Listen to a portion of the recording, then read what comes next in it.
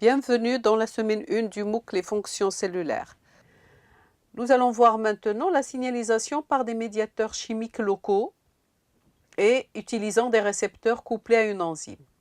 Les médiateurs chimiques locaux sont synthétisés par des cellules émettrices et diffusent localement vers la cellule voisine. C'est le mode paracrine.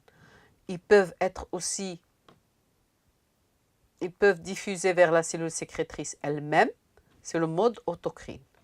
Alors, exemple de médiateurs chimiques locaux, c'est les facteurs de croissance, l'histamine, les cytokines aussi. Les récepteurs couplés à une enzyme ou RCE. Ce sont des récepteurs constitués d'un domaine membranaire en surface avec un site spécifique d'une molécule de signalisation, d'un domaine intracytoplasmique doué de pouvoir enzymatique.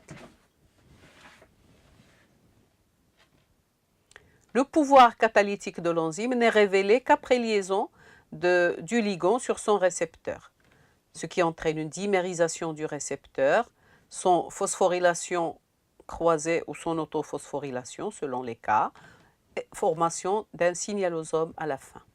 C'est ce signalosome qui permet d'avoir l'effet à l'intérieur de la cellule et d'obtenir une réponse cellulaire. Alors, exemple, en bas, vous avez un récepteur du facteur de croissance, le GF, qui est couplé à l'enzyme tyrosine kinase, que vous voyez là en orange. Elle était bleue, donc une fois phosphorylée, elle devient orange. Et puis, donc, active. Donc, vous avez autophosphorylation, l'épée fixée de part et d'autre, des récepteurs qui dimérisent, du récepteur dimérisé. D'accord? Et puis, chaque phosphate, des phosphates recrute des molécules adaptatrices du cytosol. C'est l'ensemble en bas, à cet état-là, forme ce qu'on appelle le signalosome. Ce signalosome va induire un effet à l'intérieur de la cellule. On parle de transduction du signal et c'est une cascade de réactions.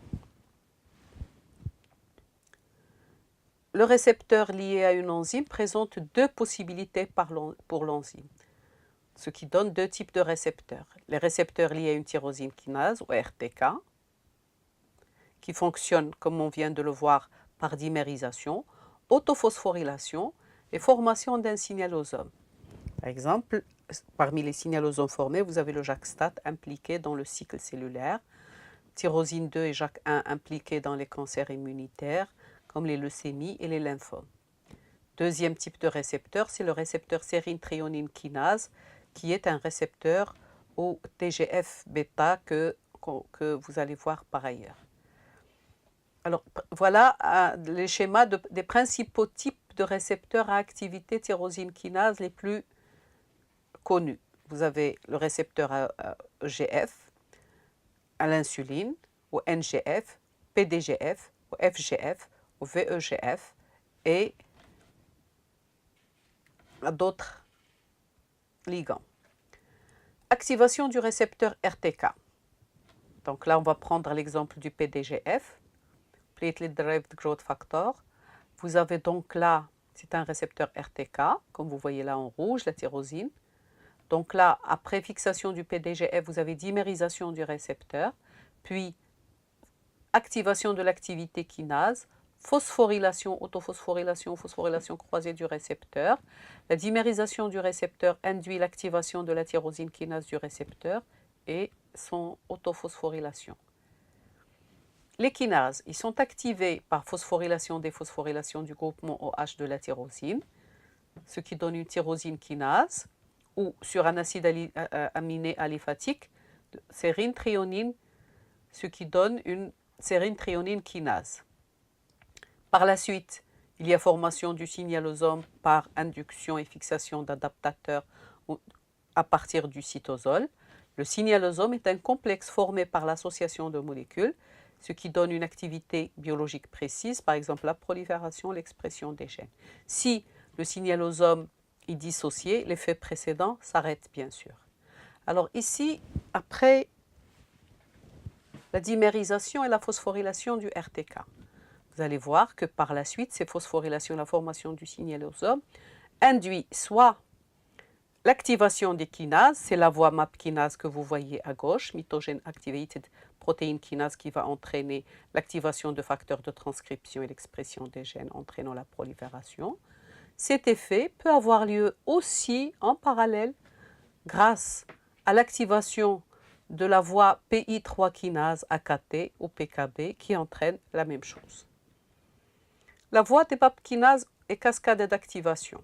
Vous avez donc, c'est une cascade de protéines kinases qui seront activées.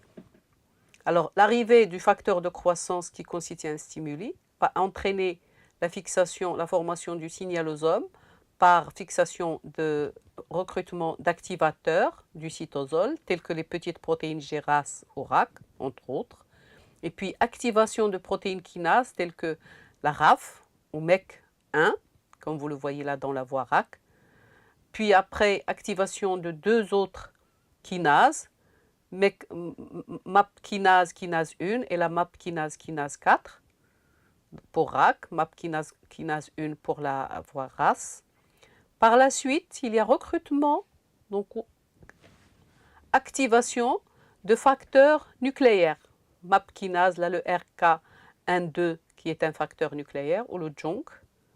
Le JONK va se fixer sur le CJUN, le gène CJUN à l'intérieur du noyau, ce qui va entraîner la prolifération. ERK12, ici, va se fixer sur ELK1 nucléaire, des facteurs nucléaires, ce qui va entraîner l'activation de gènes, expression de gènes, prolifération cellulaire.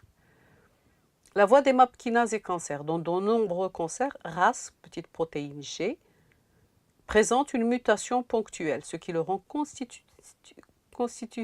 constitutionnellement actif. Si RAS est muté, la MAP kinase donc sera toujours en activité et la prolifération sera continue, ce qui constitue la tumeur. RAS est dans ce cas-là appelé un oncogène.